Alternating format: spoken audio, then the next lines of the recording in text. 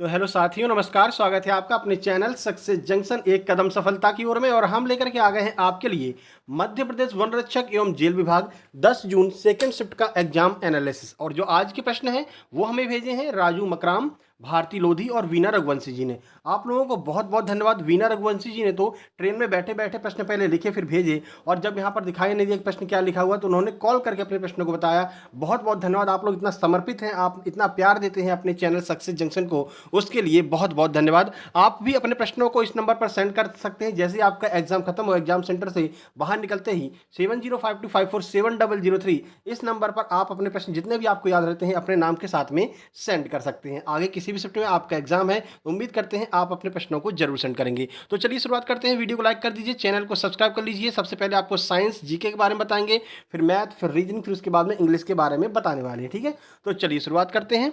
आइए देखते हैं आज का पहला प्रश्न क्या है, और साथ ही साथ में वीडियो को लास्ट तक जरूर देखिएगा। लास्ट में हम आपको ये भी बताने वाले हैं कि टॉप 5 स्कोरर क्या रहे हैं। साथ ही साथ में जो हमारा फ्री स्टडी मटेरियल वाला टेलीग्राम चैनल है वो भी हम आपको बताने वाले हैं, उसकी लिंक भी आपको बताने वाले हैं कि वो फ्री स्टडी मटेरियल आपको कहाँ से मिलेंगे। ठीक है ना, तो अंत तक जरूर बनी रहिएगा। आइए देखते हैं आज का पहला प्रश्न क्या है। पहला प्रश्न है, स्टील मैन ऑफ इंडिया के रूप में किसे जाना जाता है जिनका 86 वर्ष की आयु में निधन हो गया। सही आंसर हो जाएगा जमशेद जे ईरानी को स्टील मैन ऑफ इंडिया के नाम से जाना जाता है। अभी हाल ही में 86 वर्ष की उम्र में इनका निधन हो गया है। देखिए, तो टाटा स्टील के पूर्व एमडी जमशेद जी ईरानी का निधन हो गया। जमशेद जी ईरानी को भारत के स्टील मैन के रूप में जाना जाता है।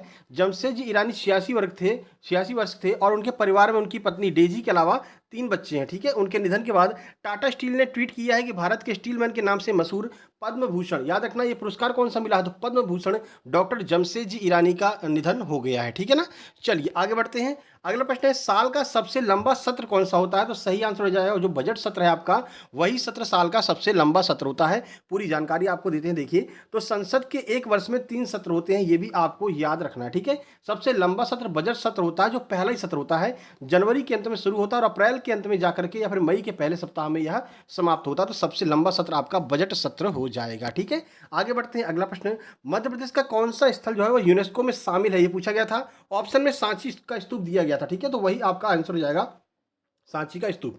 चलिए देखते हैं। तो देखिए, सांची स्तूप को 1989 में यूनेस्को के द्वारा विश्व धरोहर स्थल घोषित किया गया था। ठीक है, भारत के मध्य प्रदेश राज्य के रायसेन जिले के सांची कस्बे में एक पहाड़ी की चोटी पर यह स्थित है। और इसका निर्माण किसने करवाया था, तो सम्राट अशोक ने इसका निर्माण कराया था। देखिए, हमने जो है यूनेस्को के ऊपर एक वीडियो बना दी है, आप सर्च कर लेना यूनेस्को बाय सक्सेस जंक्शन। ठीक है ना, तो आपका एक भी ऐसा प्रश्न नहीं है जो इससे बाहर गया। अगर यूनेस्को से प्रश्न आया है तो सारे के सारे प्रश्न उसी वीडियो में से आए हैं। ठीक है, एक काम करेंगे, हम इस वीडियो के लास्ट में उस वीडियो को यहाँ पर लगा देंगे, तो जैसी वीडियो खत्म होगी वो वीडियो आपकी स्क्रीन पर आ जाएगी, उस पर क्लिक करके आप उस वीडियो को जरूर देख कर जाएगा। आज देखिए, फिर से 2 प्रश्न आपके यूनेस्को से पूछे गए हैं, और वो फिर से दोनों प्रश्न आपके अपने चैनल सक्सेस जंक्शन की यूनेस्को वाली वीडियो से ही पूछे गए हैं। ठीक है ना, चलिए आगे बढ़ते हैं। तो अगला प्रश्न है, शंकर दयाल शर्मा किस वर्ष भारत के राष्ट्रपति बने थे। तो सही आंसर हो जाएगा 1992 में बने थे। 1997 तक ये भारत के राष्ट्रपति रहे थे और ये मध्य प्रदेश के निवासी थे, इसलिए आपके लिए महत्वपूर्ण है। तो शंकर दयाल शर्मा की बात करते हैं, 19 अगस्त 1918 को जन्म हुआ था, 26 दिसंबर 1999 को इनकी मृत्यु होगी। मध्य प्रदेश राज्य के एक भारतीय वकील और राजनीतिक थे जिन्होंने 1992 से 1997 तक भारत के 9वें, क्रम जरूर याद रखना, भारत के 9वें राष्ट्रपति के रूप में इन्होंने कार्य किया था। ठीक है, चलिए, वीडियो को लाइक नहीं किया मेरे भाई, अभी वीडियो को लाइक कर दीजिए, दोस्तों तक शेयर भी कर दीजिए।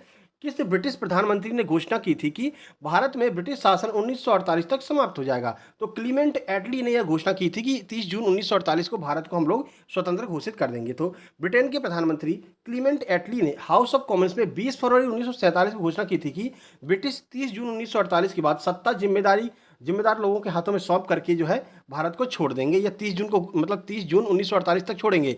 लेकिन जल्दबाजी में क्या हुआ, 1947 में ही उनको भारत को छोड़ना पड़ा। कुछ इस तरह का जज्बा जो है भारत के क्रांतिकारियों ने दिखाया था। ठीक है, आगे बढ़ते हैं।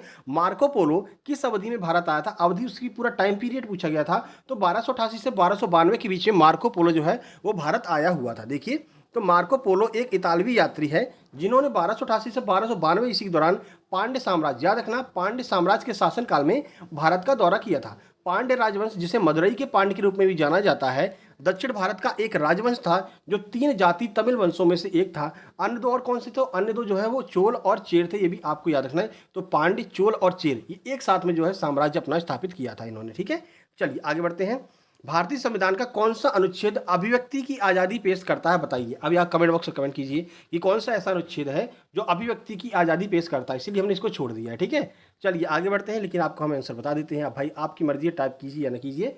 तो देखिए, संविधान में अनुच्छेद 19 से 22 तक कई सारे अधिकार दिए गए हैं। संविधान के अनुच्छेद 19(1)(a) में सभी भारतीय नागरिकों को वाक और अभिव्यक्ति की स्वतंत्रता का अधिकार दिया गया है। तो कौन सा आर्टिकल है? 19(1)(a)। भाई अगर देख लिया तो देखकर भी कमेंट कर दो, कोई दिक्कत नहीं है। ठीक है ना, चलिए एक बार आप कमेंट कर देंगे तो ये चीज़ फिर आप कभी भूलेंगे नहीं, ये होता है। हृदय का बाहरी सुरक्षा आवरण क्या कहलाता है? पहले भी ये प्रश्न करा चुके हैं, इसके बारे में पूरी जानकारी हमने आपको दी थी। रिपीटेड प्रश्न है। पैराकार्डियम्स को हम कहते हैं जो आपके हृदय का बाहरी आवरण होता है, जिससे कि हृदय की सुरक्षा होती है। ठीक है, इसलिए आपसे कह रहे हैं कि 25 मई से अब तक वाली जो वीडियो है, सर्च कर लेना all shift exam analysis bye success junction. ठीक है ना, तो वो वीडियो आपको दिख जाएगी। 25 मई से अब तक जितने प्रश्न पूछे गए हैं वो सारे प्रश्न वहाँ पर रिपीट हो रहे हैं। अब तक लगभग 79 प्रश्न वहाँ पर रिपीट हो चुके हैं। वो वीडियो आपको जरूर देख करके जाना है। सारी वीडियो एक तरफ से आपको टेलीग्राम चैनल में मिल जाएंगी, तो वो लिंक हम आपको नीचे दे देंगे। ठीक है, तो हृदय का एक दोहरी भित्ति वाला झिल्ली, हृदय जो है वो एक दोहरी भित्ति वाली झिल्ली द्वारा सुरक्षित रहता है, जिसे पेरिकार्डियम के रूप में जाना जाता है। यह एक गुहा से घिरा होता है, जिसे पेरिकार्डियल गुहा भी कहा जाता है। ठीक है ना, देखिए जिसमें एक द्रव होता है जिसे पेरिकार्डियल द्रव, ये तीनों चीज़ें जो है गुहा, पेराकार्डियल गुहा कहते हैं, द्रव जो होता है उसे पेराकार्डियल द्रव कहते हैं। यह हृदय को यांत्रिक चोट और आघात से बचाता है। ठीक है, तो याद रखना पेरिकार्डियम झिल्ली होती है, ये आपके ऑप्शन में दिया गया होगा। ठीक है, चलिए सोडियम का रासायनिक सूत्र क्या होता है? बड़ा सिंपल सा प्रश्न है। एक रासायनिक सूत्र आपके हर शिफ्ट में पूछा जा रहा है। सुबह आपका पोटेशियम और गैलियम का पूछा था, वो हमने सुबह वाली एग्जाम एनालिसिस में आपको बता दिया था। सुबह वाला भी एग्जाम एनालिसिस जरूर दिख लेना, वहाँ से भी बहुत सारे प्रश्न रिपीट होने की संभावना है। ठीक है, तो सोडियम को Na कहते हैं। सोडियम संकेत Na है, अथवा इसे लवणक या रासायनिक तत्व है। यह आवर्त सारणी के प्रथम मुख्य समूह का दूसरा तत्व है, और HCl के साथ क्रिया करके जो है वो NaCl का निर्माण करता है। आपका ये सोडियम ही होता है। ठीक है, चलिए राष्ट्रपति को शपथ ग्रहण कौन करवाता है? तो चलिए सीधे आंसर की ओर चलते हैं डिटेल में। तो भारत के मुख्य न्यायाधीश, भारत के राष्ट्रपति के द्वारा शपथ दिलाया जाता है। ठीक है, तो भारत के मुख्य न्यायाधीश को भारत के राष्ट्रपति के द्वारा शपथ दिलाया जाता है। एक बार देखिए क्या पूछा क्या गया है।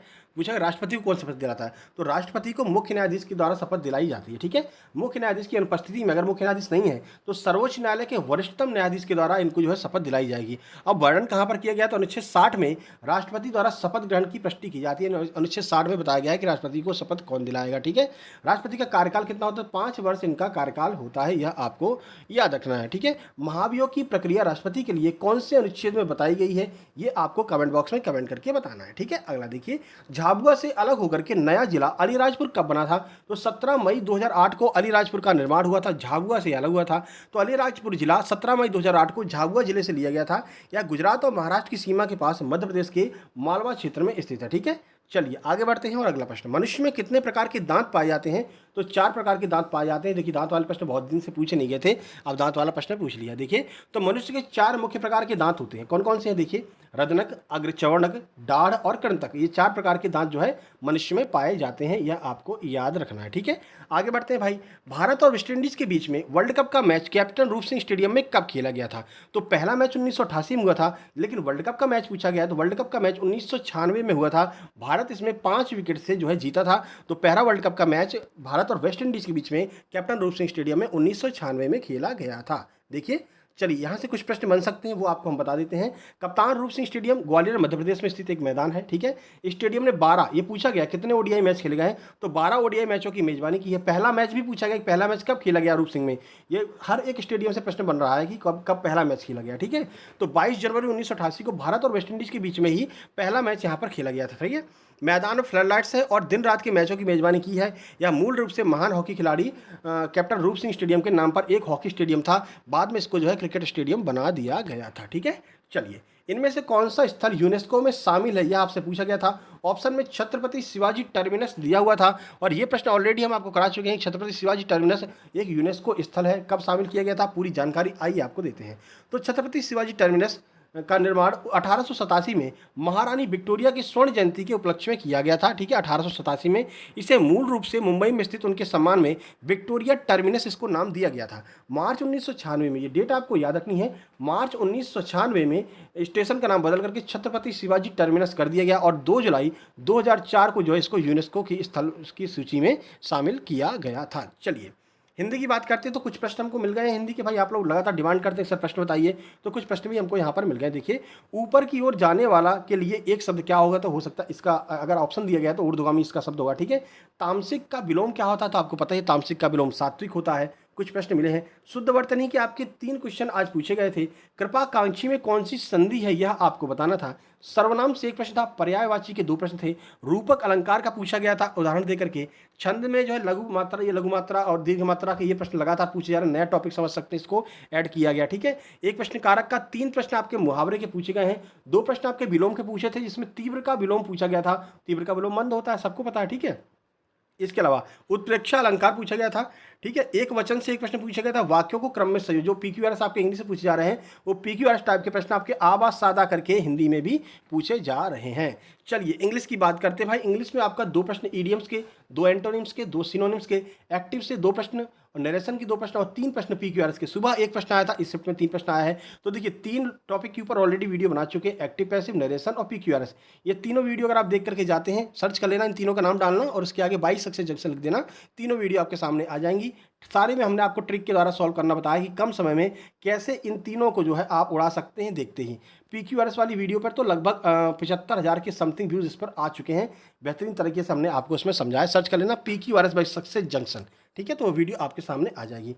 इसके अलावा 2 प्रश्न आपके फिल इन द ब्लैंक्स थे और एरर फाइंडिंग के भी 2 प्रश्न आपके पूछे गए थे। चलिए मैथ्स की बात कर लेते हैं भाई। तो मैथ्स में टाइम एंड वर्क से 1 प्रश्न पूछा गया है। एज यानी आयु से 1 प्रश्न पूछा है। नंबर सिस्टम से आपके 2 प्रश्न पूछे गए हैं, जिसमें कि आपका कैलकुलेशन बेस्ड ये प्रश्न थे। ये आपको थोड़ा दिमाग में रखना है, सिंप्लीफिकेशन वाले प्रश्न, थोड़ा सा कैलकुलेशन वाला वो पूछ रहा है। ठीक है, एक प्रश्न आपका एलसीएम से था, एक प्रश्न आपका फ्रैक्शन यानी भिन्न से था। परसेंटेज से 2 प्रश्न पूछे थे। ट्रेन से 1 प्रश्न पूछा गया था। प्रॉफिट एंड लॉस से 3 प्रश्न यहाँ पर पूछे गए। प्रॉफिट लॉस का जो है मार्जिन वो बढ़ गया। ठीक है, एक प्रश्न आपका मिक्सचर एंड एलिगेशन से पूछा गया है। सीआई से 1 प्रश्न, एक प्रश्न आपका त्रिभुज से पूछा है और समांतर चतुर्भुज से भी 1 प्रश्न पूछा गया है।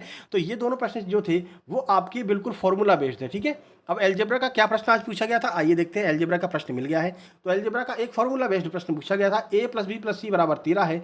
ab + bc + ca बराबर 54 है। तो aq + bq + cq - 3abc क्या होगा, यह प्रश्न आपका पूछा गया था। इसको सॉल्व करके इसका आंसर आप कमेंट बॉक्स में कमेंट कर सकते हैं। ठीक है, चलिए अब यहाँ पर देखते हैं कि आज के टॉप 5 स्कोर क्या रहे हैं। तो देख लीजिए, टॉप 5 स्कोर में 71, 69, 65, 66 और 62।